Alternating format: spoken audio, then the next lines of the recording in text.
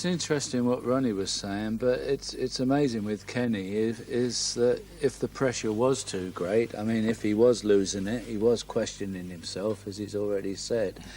And if it was the end of the road for him and he felt that way, one's got to respect his decision, even though it is the middle of February and not May, as everybody would like it to be. Well, people want him to go on simply because they want, Liverpool fans obviously want to see the club carry on, stay at the top and stay in the cup. But if things were caving in on him, that's right, as obviously they have been, Jimmy, then that's right. I think he's quite entitled to say enough's enough. I think absolutely, and I think he's made the right decision if that's how he feels. I mean, he has been under enormous pressure. He must have been to have made the decision, particularly, as we say, in the middle of February.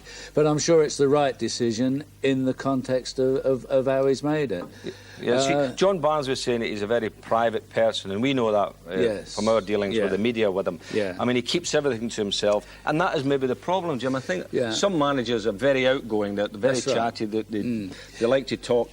Kenny didn't. Kenny always found it very difficult to deal with the media. We know that. He found it difficult to handle people like you and I who have been in the game. It was always a difficult one for him, and I'm sure that added to his pressure, definitely. Well, let's look at the candidates that have been put forward. They run him an obvious choice, been at the club all that time.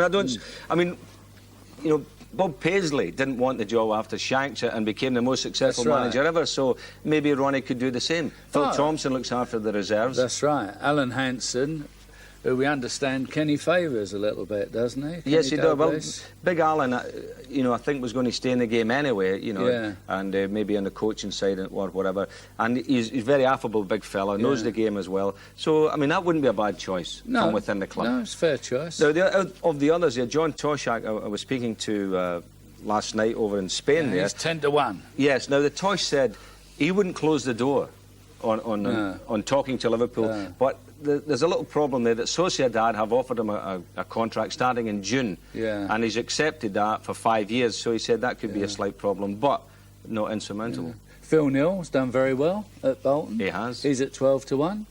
Then there's Glyn Hussein at 50,000 to 1 and Saddam Hussein at 50 million to 1. And of course, you must remember that there's Emlyn Hughes, you know. In the background. In the background. Yeah. Don't know how far. Whatever happens, let us just say here, Jim, I think that we would like Kenny to enjoy his retirement for how long it takes. Get out on the golf course, Kenny, and get away from the pressures of all. I think that's it. Don't call it retirement because, you know, maybe he'll want to come back. But there's one important question. Who's going to get Kenny's anorak? I'll get him to send it on to you, Joe. Right, time for some action now as we catch up on some of the top league fixtures this week. We feature Sheffield Wednesday in part 2, but here with the other action is Mark Tyler.